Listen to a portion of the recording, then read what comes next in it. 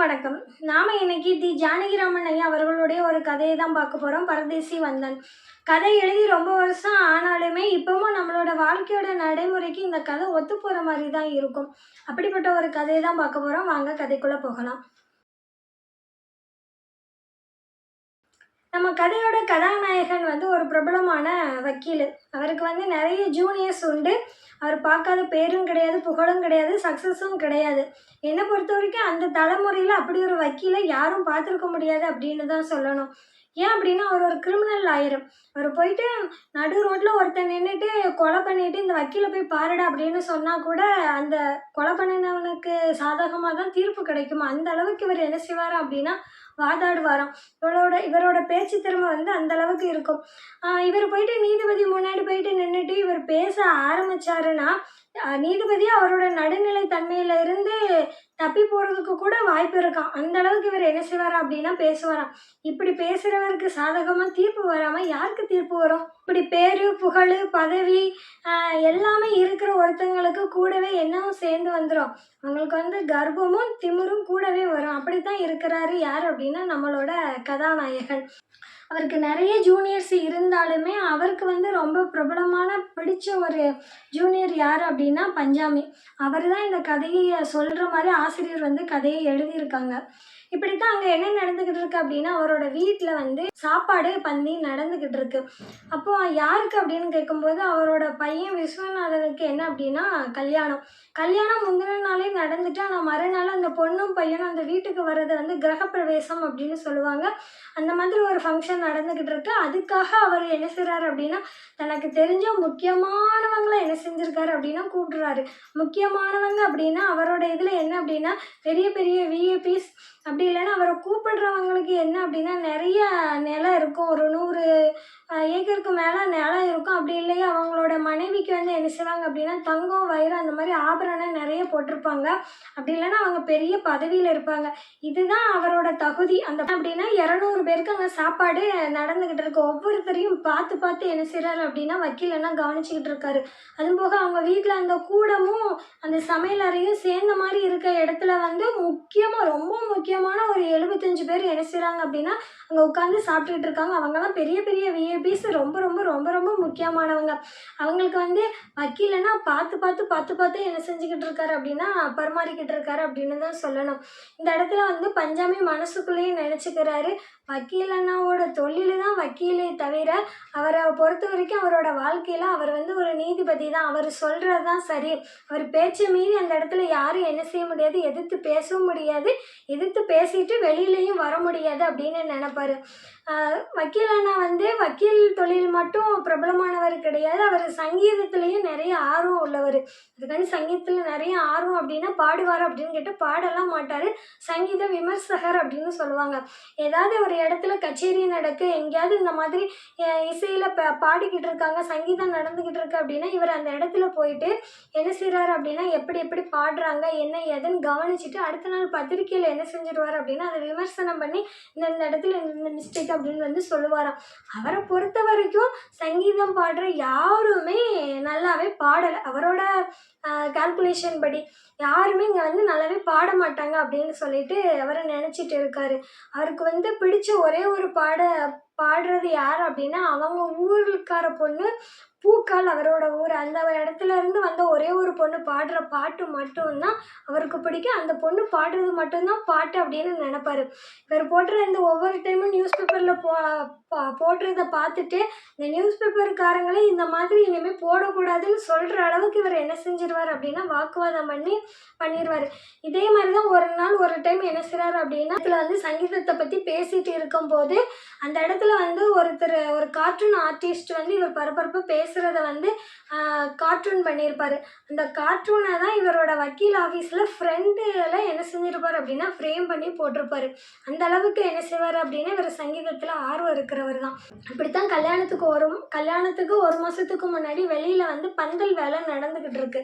அந்த சமயத்தில் ஜூனியர்ஸ் யாருமே வரல. வக்கீல் அண்ணா மட்டும் வெளியில் சேர் போட்டு உட்காந்துருக்காரு, நியூஸ் பேப்பர் படிச்சுக்கிட்டு இருக்காரு. அப்போது அங்கேருந்து ஒரு பரதேசி வராரு. வரும்போதே ஒரு பாட்டு பாடி வராரு. என்ன அப்படின்னா காஞ்சி நகரிலே வாழும் காமாட்சி தற்புறமிக்க தயாபதி வான்சையுடனே என்னை வந்து ஆதரி அப்படின்னு சொல்லிட்டாரு. ஏன்னா அங்கேருந்து பாட்டி பாடிட்டு வரதை வக்கீல் அண்ணா கவனிச்சிட்டாரு. ஏய் இங்கே வா அப்படின்னாரு. என்ன சாமி அப்படின்னு கேட்கவும், நீ படித்த பாட்டை இன்னொரு வாட்டி படி அப்படின்னு சொல்லும்போது, காஞ்சிபுரத்திலே வாழும் காமாட்சி தற்பரமிக்க தயாபதி வான்சையுடனே வந்து என்னை ஆதரி அப்படின்னு. வான்சையா? யார் உனக்கு இந்த பாட்டை சொல்லி கொடுத்தது அப்படின்னு கேட்கும்போது, என்னோட குருநாதர் அப்படின்னு. குருநாதர் யார் அப்படின்னு? அவர் முருக பண்டாரம்ங்க அப்படின்னு. சரி அவர் எங்கே இருக்கார் அப்படின்னு கேட்கும்போது, அவர் சமாதி ஆகிட்டார் அப்படின்னு. அவர் எங்கேயும் இருக்கட்டும், நீ என்ன செய்யணும் அப்படின்னா, அது வான்சை கிடையாது, அது வந்து வாஞ்சை. வாஞ்சைன்னா அன்பு, அப்படித்தான் சொல்லணும் சரியா அப்படின்னு கேட்கும்போது, அப்படிலாம் சொல்ல மாட்டேன் சாமி, அது வந்து வான்சை தான், என் குருநாதர் சொன்னது தான் சரி அப்படின்னு. என்னது குருநாதர் சொன்னது சரியா? யோ நீ என்ன செய்யணும் அப்படின்னா, வாஞ்சைன்னு சொன்னால் மட்டும்தான் உனக்கு வந்து அரிசி தருவான், இல்லைன்னா தரமாட்டோம் அப்படின்னு சொல்லி, நீங்கள் கொடுத்து தான் பாருங்களேன், நான் வாங்கிடுவேனா அப்படின்னு. இப்படி சொன்ன உடனே வக்கீல் அண்ணாக்கு என்ன செஞ்சுட்டு அப்படின்னா, அப்படின்னு குபீர்னு வந்துட்டு.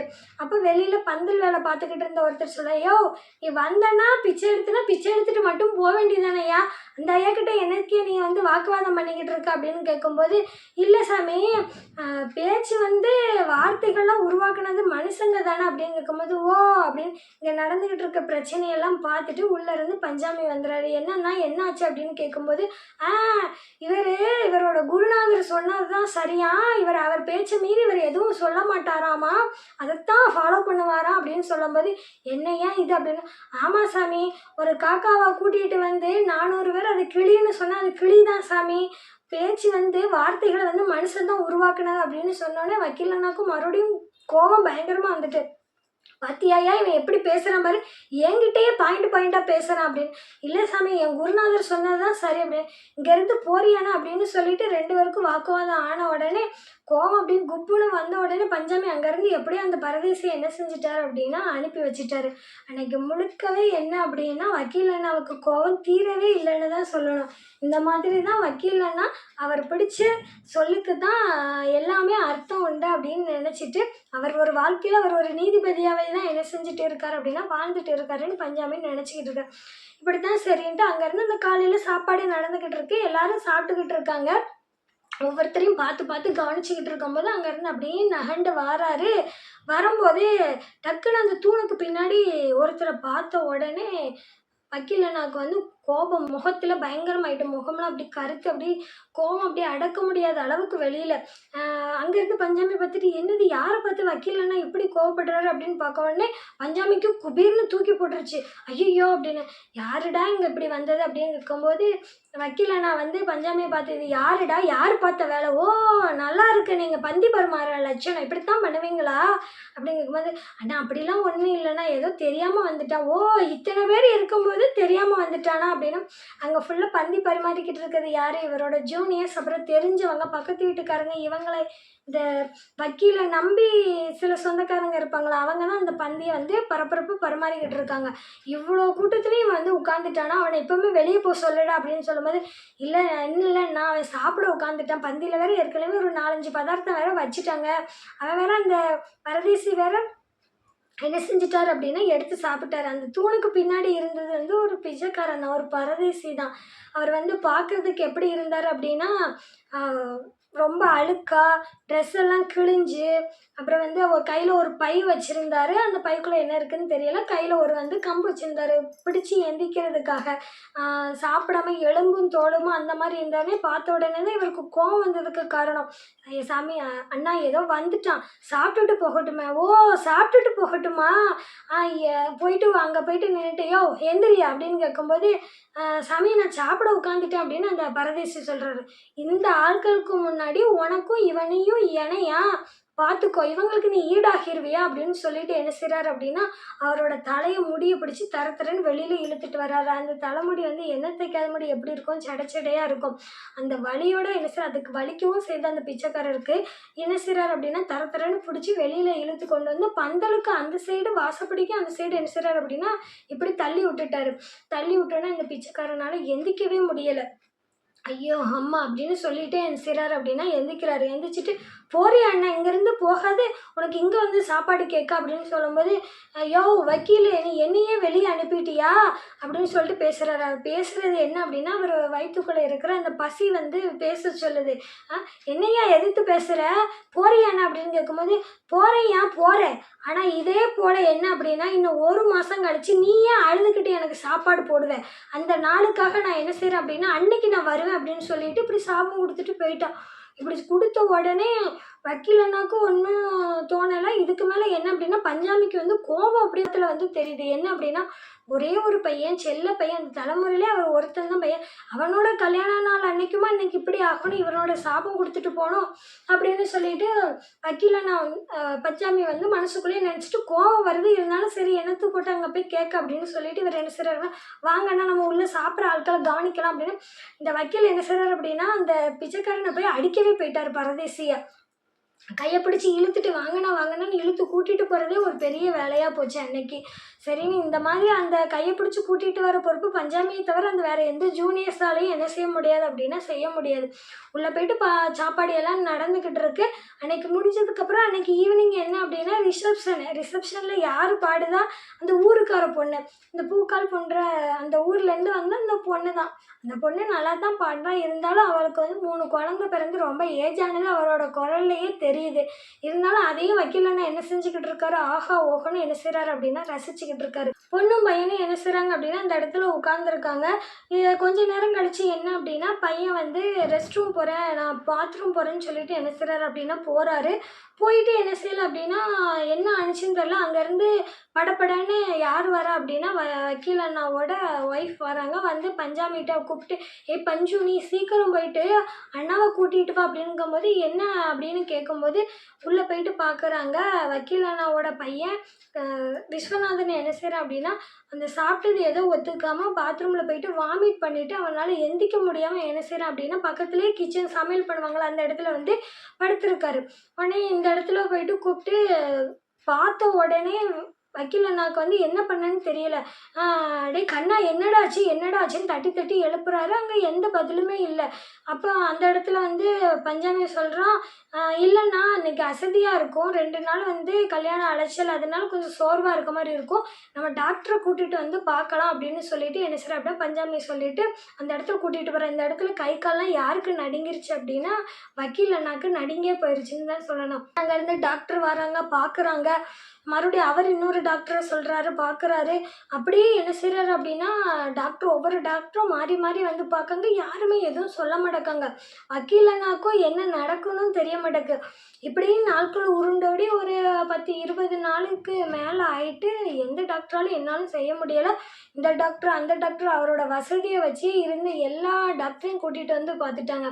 கடைசியாக இந்த நோய்க்கான ஸ்பெஷலிஸ்டான ஒரு டாக்டரை வெளிநாட்டிலிருந்து வர வச்சு அந்த டாக்டரும் வந்து பார்த்துட்டு அந்த டாக்டர் கடைசியாக என்ன அப்படின்னா தூங்கி எந்திரிச்சா 48 மணி நேரம் டைம் இருக்கு, நீங்கள் தூங்கி எந்திரிச்சதுக்கு அப்புறம் கண்ணு முழிச்சதுக்கப்புறம் நீங்கள் இந்த டேப்லெட்டை கொடுங்க அப்படின்னு வந்து சொல்லிவிட்டு அவர் என்ன செஞ்சிட்டார் அப்படின்னா போயிட்டார். இந்த 48 மணி நேரம் அவ்வளோ ஸ்பெஷலிஸ்ட்டுன்னு அவர் சொல்கிறது உண்மையாக தானே இருக்கும்.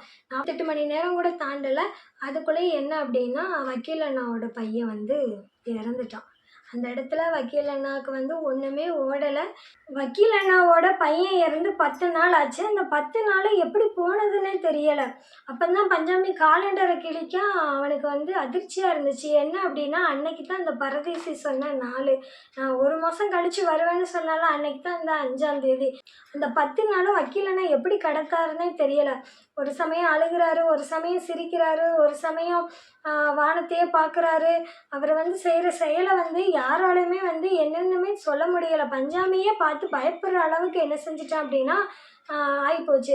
அப்போதான் வக்கீல் அண்ணா கூப்பிட்டு பஞ்சாமி இங்கே வா அப்படின்னு கேட்கும்போது என்னென்ன அப்படின்னு கேட்கும்போது உனக்கு இன்னைக்கு கேலண்டரை பார்த்தியா, இன்னைக்கு தானே அந்த சொல்லிட்டு போன அந்த பரதேசி வரேன்ட்டு.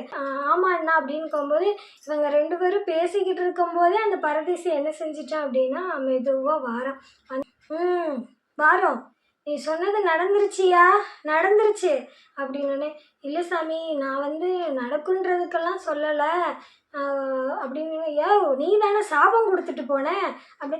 நான் வந்து சாபம் கொடுக்கல சாமி, அது வந்து என் வயித்துல இருக்கிற அந்த பசி தான் அப்படி சொல்ல சொன்னுச்சு அப்படின்னு. நீ சொல்ல போய் தானே என் பையன் இறந்தான் அப்படின்னா, அப்படிலாம் இல்லை சாமி, இந்த அது வந்து இது நடக்கணும்னு விதி இருந்திருக்கு, அது என் வாயனால வந்திருக்கு அப்படின்னு. என்னையா சொல்கிற அப்படின்னா, ஆமாம் சாமி, உண்மை எல்லா இடத்துலையுமே பரவி இருக்கு, அது என்னமோ என் வாயிலேருந்து வரணும்னு இருந்திருக்கு அப்படின்னு சொல்லும்போது, எப்படியா சொல்கிற அப்படின்னா, ஆமாம் சாமி, நீங்கள் உங்களுக்கு பிடிச்சிற அந்த இசை வந்து எல்லா இடத்துலையும் இருக்குது, ஆனால் எல்லா இடத்துலையும் உங்களால் கேட்க முடியுமா? ஏதோ ஒரு மோளத்தை கொட்டினாலோ ஒரு பிபியை வாசித்தாலோ மட்டும்தான் அந்த இசையை உங்களால் கேட்க முடியும். அதுபோல தான் இதில் உண்மை எல்லா பக்கமும் நிறைஞ்சிருக்கு, அது ஏன் மூலமாக வெளியில் வந்திருக்கு, அவ்வளோதான் அப்படின்றபோது யாரால் சாமி மாற்ற முடியும்னா, சரிதான், நீ நல்லா பேசுகிறியே, அப்புறம் என்னத்துக்கு நீ வந்து இந்த பிச்சைக்காரனா இருக்க அப்படின்னு கேட்கும்போது, அந்த பிச்சைக்காரன் வந்து ஓன்னு சிரிக்கிறான். அவன் சிரிக்கிறத பார்த்து எல்லாருக்கும் பயம் வந்துட்டு, சாமி, பேச்சு திறமை மட்டும் இருந்தால் எல்லாரும் உங்களை மாதிரி வக்கீல் ஆகிட முடியுமா? யார் யாருக்கு என்னென்ன தலையெழுத்துன்னு எழுதியிருக்கோ அதை வந்து அனுபவிச்சு தான் ஆகணும் அப்படின்னு சொல்லும்போது, சரி இவ்வளோ பேசுகிறியே, நான் என்ன தப்பு பண்ணேன்னு எனக்கு இந்த தண்டனை கொடுத்த அப்படின்னு கேட்கும்போது தான், இல்லை சாமி, வைர கடுக்கனை நீங்கள் பந்தியில் உட்கார வச்சுருக்கீங்க, வைர நெக்லஸை உட்கார வச்சுருக்கீங்க, நிறைய சொத்து இருக்கான்னு பார்த்து உட்கார வச்சுருக்கீங்க, நிறைய அவங்களுக்கு நிலம் இருக்கான்னு பார்த்து ஒவ்வொருத்தரையும் பார்த்து பார்த்து உட்கார வச்சிங்களே சாமி, அந்த இடத்துல எதுவுமே இல்லாத என்னைய அந்த இடத்துல வச்சு நீங்கள் வந்து வயிறு குளிர சாப்பாடு போட்டிருந்தீங்க அப்படின்னா அது வந்து நல்லது. ஆனால் அந்த இடத்துல வந்து நீங்கள் அதை செய்ய மறந்துட்டீங்களே அப்படின்னு கேட்கும்போது, அந்த இடத்துல வந்து உங்களுக்கு வந்து அன்பு வந்து பெருசாக தெரியலை, உங்களுக்கு வந்து அந்த இடத்துல வந்து பணம், பேர், புகழ் தான், அதுதான் உங்கள் அந்த அகங்காரம் தான் உங்கள்கிட்ட மேலே இருந்துச்சே தவிர, அன்பு, பரிவு அப்படின்றது வந்து உங்ககிட்ட இல்லை சாமி, அதனால மட்டும்தான் உங்களுக்கு இந்த தண்டனை அப்படின்னு சொல்லும்போது தான் வக்கீலனாக்கி நம்ம என்ன செஞ்சோம் அப்படின்றது அப்புறமா தான் புரிஞ்சுது.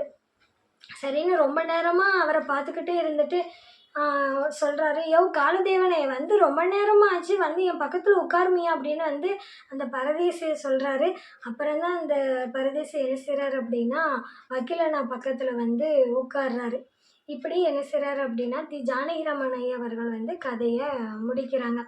என்னதான் வாழ்க்கையில் வந்து சொத்து சுகம் நிறைய பணம் புகழ் பேர் இருந்தாலும், நம்ம யாருக்காவது என்ன உதவி செய்கிறோமோ அதோட நன்மை மட்டும்தான் நம்மளுக்கு கூட வரும் அப்படின்னு சொல்லிட்டு நிறைய பேர் சொல்லுவாங்க. அந்த அந்த மாதிரி ஒரு கதையை தான் இன்னைக்கு. இந்த கதை வந்து உங்களுக்கு பிடிச்சிருக்குன்னு நினைக்கிறேன். கட்டாயம் பிடிச்சிருந்துச்சுன்னா கீழே கமெண்ட் பண்ணுங்கள். உங்களை அடுத்த கதையில்